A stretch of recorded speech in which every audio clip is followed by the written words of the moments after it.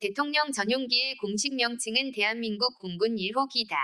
그래서 대통령실, 과거 청와대, 출입 기자를 1호 기자라고 한다. 1호 기자가 되려면 운도 따라야 한다. 지난 대선 때 윤석열 후보를 담당했던 기자는 현재 용산으로 출근하지만 이재명 후보 취재 기자들은 지금 야당 담당이다. 최고 권력을 취재한다는 것은 좋은 기회지만 부담도 만만치 않다. 두 정권에 걸쳐 5년간 대통령을 취재했다. 노무현 청와대 1년 반은 1호 기자 선배를 보조하는 1.5호 기자로 문재인 청와대는 3년 반을 담당했다. 권력이 적대시하는 언론사 소속이다 보니 난처한 일의 연속이었다. 노무현 청와대에선 전화 취재 중 일면식도 없는 시민단체 출신 행정관이 폭언을 했다. 지금 진보 언론이었다면 대통령실, 언론의 폭언이라고 대서특필했겠지만 참고 말았다.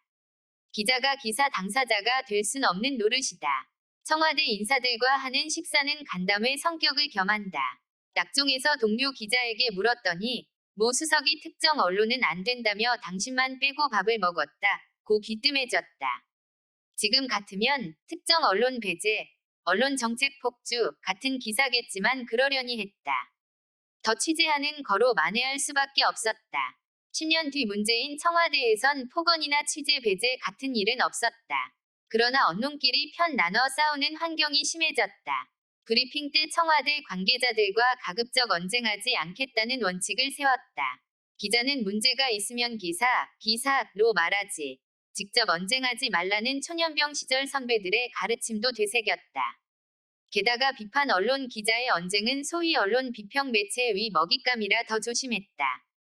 물론 청와대 대변인과 언성을 높인 일도 있었다. 부동산 투기와 전쟁한다던 대변인이 10억 원 이상을 은행서 대출받아 25억 원짜리 상가를 구입한 사실이 공직자 재산 공개로 드러났다. 그는 사정을 설명하겠다며 비보도, 오프 더 레코드를 조건으로 걸었고 일부 기자는 받아들이려 했다. 안보 사항도 아니고 개인 신상 문제에 무슨 비보도냐며 수용할 수 없다고 항의했다. 비보도 요청을 받아들였다면 그 사건은 묻힐 뻔했다. 1호 기자는 정권을 감시하지만 외교 안보에선 국익을 고려해 정부와 보조도 맞춰야 한다. 안보에 여야가 없다는 말도 그래서 나왔다. 문재인 대통령이 2018년 10월 대북 제재를 강조하던 마크롱 프랑스 대통령 등 유럽 정상들에게 대북 제재 해제를 요청했던 황당한 상황을 제외하면 해외 순방 때 사소한 위전 실수 같은 기사는 쓰지 않으려 했다.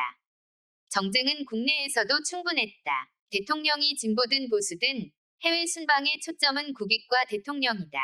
2017년 북한이 대륙간 탄도미사일 ICBM 연쇄 도발을 할 때였다. 한 참모에게 대통령이 새벽 NSC에 나오자마자 혼잣말로 곱하기라고 했다. 무척 화가 났다. 김정은에게 하는 말로 들렸다.는 말을 들었다. 그러나 기사를 쓰지 않았다. 대통령의 공개 작심 발언도 아닌 혼자 중얼거리듯 한 말이고 청와대도 도저히 인정할 수 없는 사안이었다. 권력자를 난처하게 만들 수는 있겠지만 그 기사가 남북 관계에 미칠 파장을 가늠하기 어려웠다. 북은 나중에 문 대통령에게 공개적으로 욕설을 했지만 1호 기자는 민간 외교관 역할도 한다.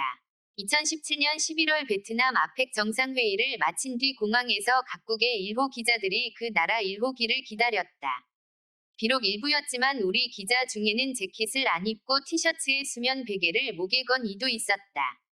찜통더위에도 정장 넥타이를 맨 일본 기자, 비즈니스 캐주얼을 갖춘 미국 기자들을 보니 얼굴이 화끈거렸다. 1호기에 태극기가 달려 있었다. 정상 외교를 취재한다며 1호기를 타고 미국에 간 기자가 무슨 말인지 아직까지 판명도 안 되는 대통령의 비공식 발언을 특종인 양 쓰고 언론사 간부는 특파원을 시켜 백악관의 반응을 물어 외교 문제로 키우려 했다. 약식 회견의 슬리퍼를 끌고 와 대통령에게 뭐가 악의적이냐 고함을 쳤다. 언론에 대한 최종 평가자는 국민이다. 그런데 대통령실은 1호기 배제라는 속 좁은 대응으로 편 가르기를 했다. 5년을 돌이켜보면 1호 기자라는 이름표는 완장이 아니었다. 그 이름표 뒤에는 자신의 심장을 찌를 수도 있는 송곳이 달려있다.